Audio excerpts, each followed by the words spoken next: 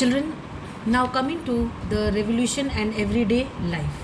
Now, when we talk of the revolution and everyday life, we divide it into two. We talk about the laws which were introduced by the branch legislature, and we also talk of the rise of Napoleon Bonaparte.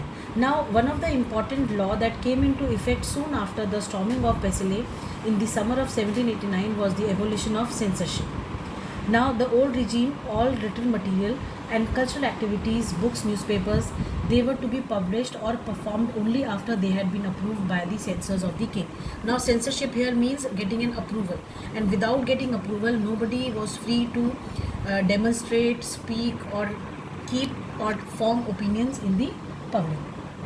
Now, because of this, the Declaration of the Rights of Man and Citizen proclaimed freedom of speech and expression to be a natural right. People demanded that this censorship should be removed, and they should get the rights of, natural right of freedom of speech and expression.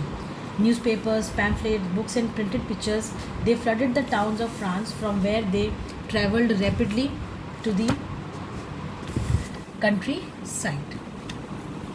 They all described and discussed, the events that were and the changes that were taking place in France. Now, freedom of the press also meant the opposing views of events could be expressed. Each side sought to convince the other of its opposition through the medium of print. Children, like in newspapers, you come across, several, viewpoints of the people. Now, just like that in France also, people wanted this freedom to express their viewpoints in regard of anything.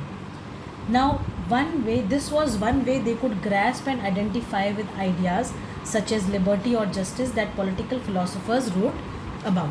Now, coming to the effects of the French Revolution, when we talk of the effects of French Revolution, we find that the most revolutionary social reform of the Jacobean regime was the abolition of slavery in the French colonies. Then it ended the arbitrary and the despotic rule of monarchy. It established that people were the source of power. The revolution also established great ideals of liberty, equality, and fraternity, which inspired revolutionary and democratic ideas everywhere in the world. It also gave the term nation its new and modern meaning. Such a nation is not the territory of a country, but the people of a country having a long and common history and a distinct feeling of oneness with their countrymen.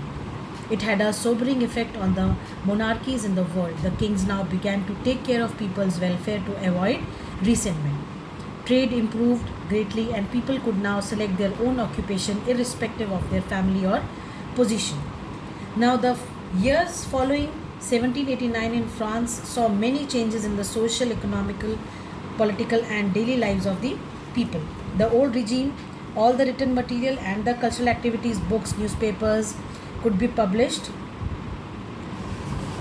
As I told you, we discussed right now that what kind of censorship was imposed, all these things were changed. Now, talking about French Revolution and the rise of Napoleon. Soon after the French Revolution, all eyes were turned to a rising star, a brilliant young general, Napoleon Bonaparte. Now, this Napoleon Bonaparte was a brilliant leader, inspiring his troops with speeches, leading from the front and using very innovative tactics. He modernized warfare using cannon and large armies and outwitting his opponents. His control of Europe pushed many countries into the modern world. At the time the Directory was formed, France was attacked by many ferocious mobs. Napoleon defeated the mobs and saved the Directory.